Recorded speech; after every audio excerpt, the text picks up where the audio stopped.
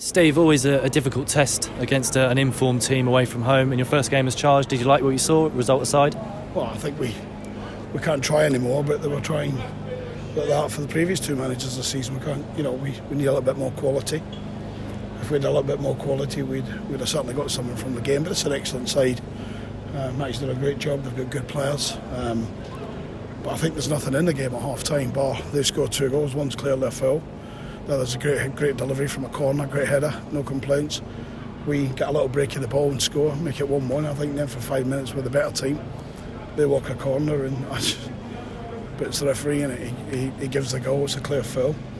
I think second half then we stretched the game. I think they've had a bit of the possession. I think for me it's probably they've no real hurt us. I think we've had a couple of last ditch tackles when we've gone with 4 up the pitch. People can see we're playing 4 up top for the last 15 minutes.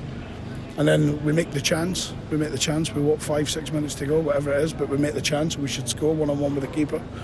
And then we have a real good chance to have a free kick 18-19 yards out in a great position for 1 or 2 of the technical boys we got when the boot's very high in the player's face, but the referee doesn't give it. So we'll make the journey back. We'll go back on the training ground. We wish Exeter really well. They're a good club, good supporters. You can see how they got behind them today.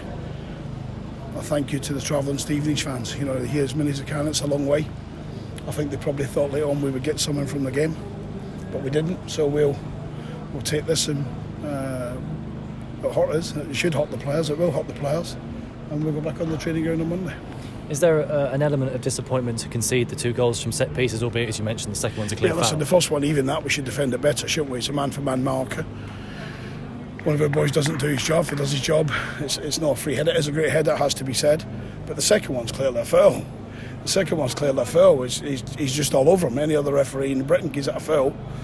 But we Carl Boyson today, and he didn't see it. I'm not sure he sees a lot of things on the pitch today. I'm not questioning Carl's integrity. I've known him a long time.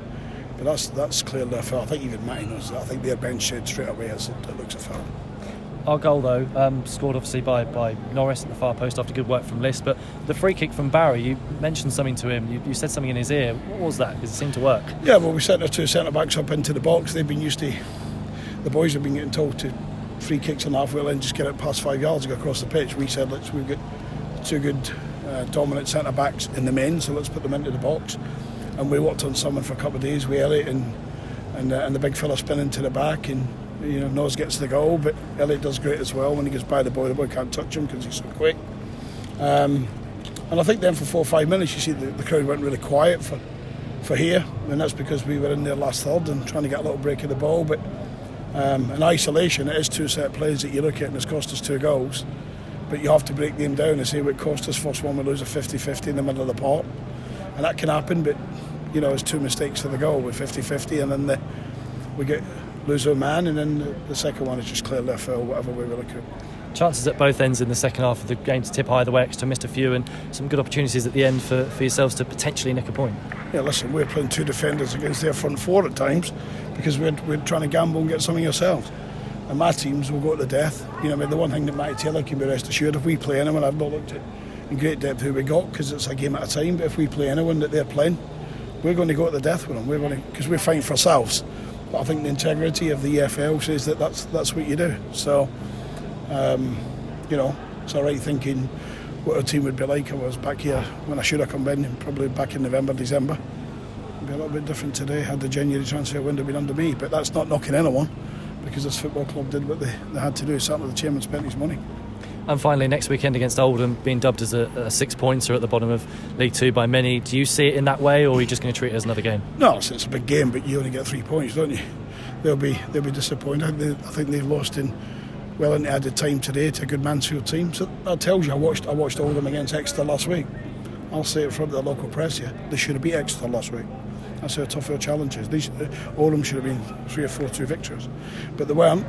And what happens when you've got a really good side, really good players, and the way they play and their bravery at times, then they're going to fight and get points. Like they got a point in Port Vale in midweek as well. I watched that as well. So you have to look at that and think, right, okay, we know we're in a battle.